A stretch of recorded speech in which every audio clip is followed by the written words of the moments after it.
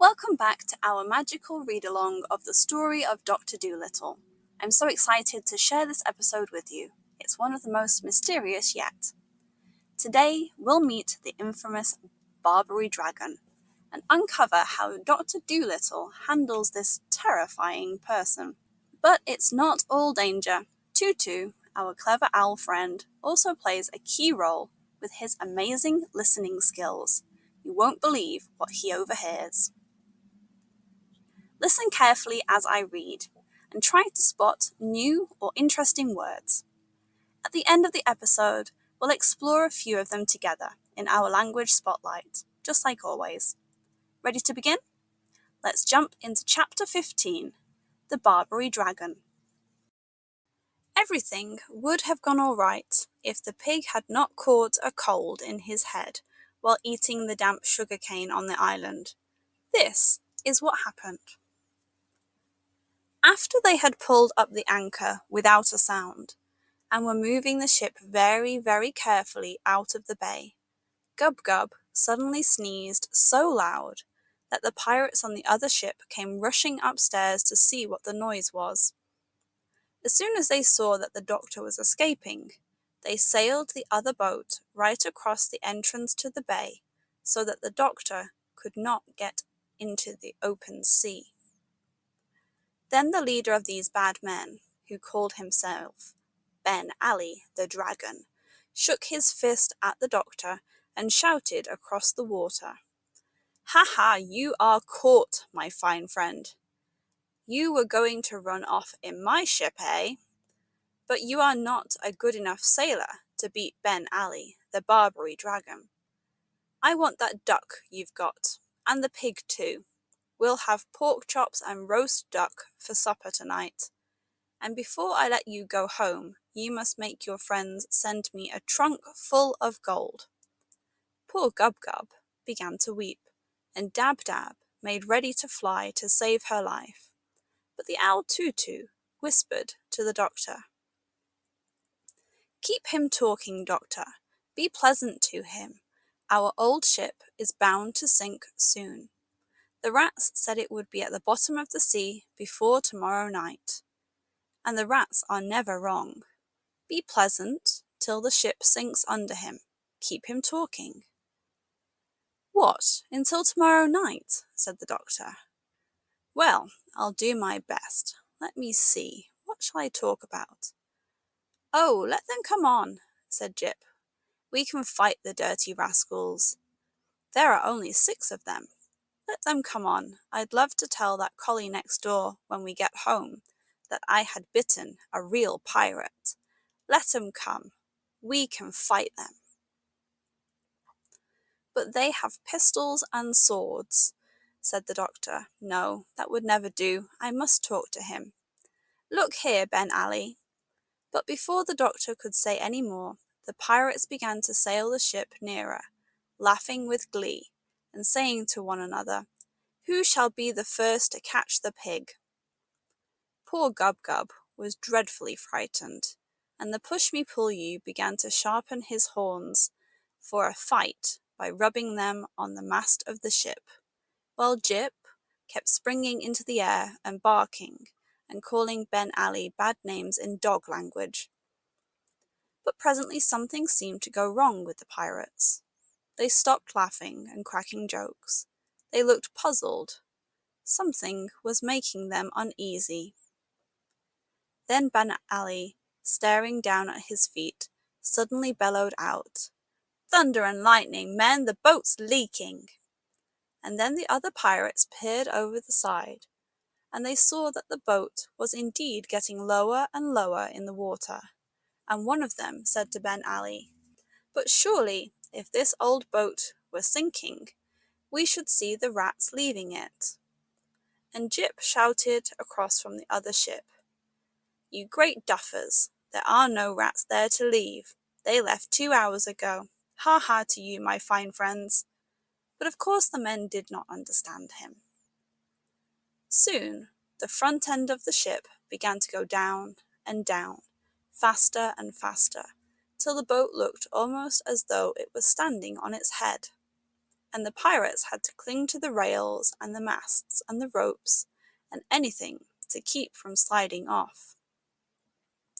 Then the sea rushed roaring in through all the windows and the doors, and at last the ship plunged right down to the bottom of the sea, making a dreadful gurgling sound, and the 6 bad men were left bobbing about in the deep water of the bay. Some of them started to swim for the shores of the island, while others came and tried to get on the boat where the doctor was. But Jip kept snapping at their noses, so they were afraid to climb up the side of the ship. Then suddenly they all cried out in great fear, "The sharks! The sharks are coming! Let us get on the ship before they eat us! Help! Help! The sharks! The sharks!" And now the doctor could see, all over the bay, the backs of big fishes swimming swiftly through the water.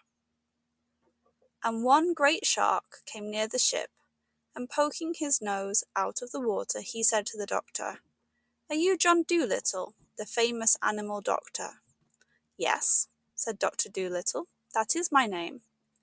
"Well," said the shark, "we know these pirates to be a bad lot, especially Ben Ali. If they are annoying you, we will gladly eat them up for you, and then you won't be troubled any more." "Thank you," said the doctor. "This is really most attentive, but I don't think it will be necessary to eat them. Don't let any of them reach the shore until I tell you. Just keep them swimming about, will you? And please make Ben Ali swim over here so that I may talk to him." So the shark went off and chased Ben Ali over to the doctor. "Listen, Ben Ali," said John Dolittle, leaning over the side. "You have been a very bad man, and I understand that you have killed many people. These good sharks here have just offered to eat you up for me, and 'twould indeed be a good thing if the seas were rid of you. But if you will promise to do as I tell you, I will let you go in safety." "What must I do?" asked the pirate, looking down sideways at the big shark, who was smelling his leg under the water. "You must kill no more people," said the doctor. "You must stop stealing. You must never sink another ship. You must give up being a pirate altogether." "But what shall I do then?" asked Ben Ali. "How shall I live?" "You and your men must go on to this island and be bird seed farmers," the doctor answered. "You must grow bird seed for the canaries." The Barbary dragon turned pale with anger. "Grow bird seed!" he groaned in disgust. "Can't I be a sailor?" "No," said the doctor, "you cannot. You have been a sailor long enough, and sent many stout ships and good men to the bottom of the sea. For the rest of your life you must be a peaceful farmer. The shark is waiting. Do not waste any more of his time. Make up your mind." "Thunder and lightning," Ben Ali muttered. "Bird seed." Then he looked down into the water again and saw the great fish smelling his other leg. "Very well," he said sadly, "we'll be farmers. And remember," said the doctor, "that if you do not keep your promise, if you start killing and stealing again, I shall hear of it, because the canaries will come and tell me, and be very sure that I will find a way to punish you. For though I may not be able to sail a ship as well as you, so long as the birds and the beasts and the fishes are my friends, I do not have to be afraid of a pirate chief, even though he call himself the Dragon of Barbary. Now go and be a good farmer and live in peace." Then the doctor turned to the big shark, and waving his hand he said, "All right, let them swim safely to the land." The 16th chapter. Tutu, the listener. Having thanked the sharks again for their kindness, the doctor and his pets set off once more on their journey home in the swift ship with the 3 red sails. As they moved out into the open ocean, the The animals all went downstairs to see what their new boat was like inside, while the doctor leant on the rail at the back of the ship with a pipe in his mouth, watching the Canary Islands fade away in the blue dusk of the evening. While he was standing there, wondering how the monkeys were getting on, and what his garden would look like when he got back to Puddleby, Dab Dab came tumbling up the stairs, all smiles and full of news. "Doctor," she cried, "the ship of the pirates is simply beautiful, absolutely.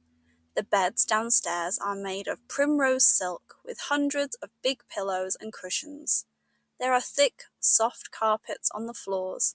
The dishes are made of silver, and there are all sorts of good things to eat and drink. Special things. The larder, well, it's just like a shop, that's all.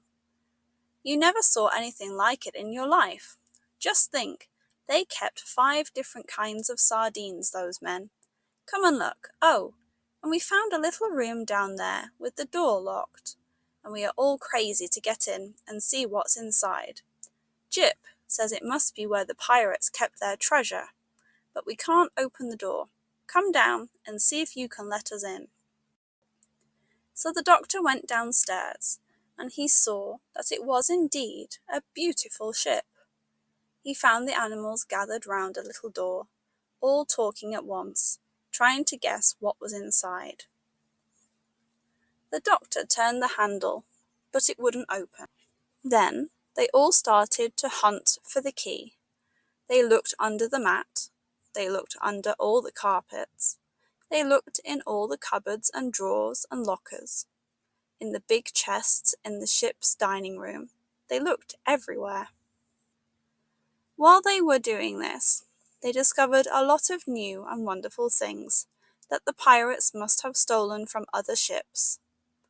Cashmere shawls as thin as a cobweb, embroidered with flowers of gold, jars of fine tobacco from Jamaica, carved ivory boxes full of Russian tea, an old violin with a string broken and a picture on the back, a set of big chess men carved out of coral and amber, a walking stick which had a sword inside it when you pulled the handle, 6 wine glasses with turquoise and silver round the rims, and a lovely great sugar bowl made of mother of pearl. But nowhere in the whole boat could they find a key to fit that lock. So they all came back to the door, and Jip peered through the keyhole, but something had been stood against the wall on the inside, and he could see nothing. While they were standing around, wondering what they should do, the owl Tutu suddenly said, "Shh, listen, I do believe there's someone in there." They all kept still a moment, and the doctor said, "You must be mistaken, Tutu. I don't hear anything." "I'm sure of it," said the owl. "Shh! There it is again. Don't you hear that?" "No, I do not," said the doctor. "What kind of sound is it?" "I hear the noise of someone putting his hand in his pocket," said the owl. "But that makes hardly any sound at all," said the doctor. "You couldn't hear that out here." "Pardon me, but I can," said Tutu.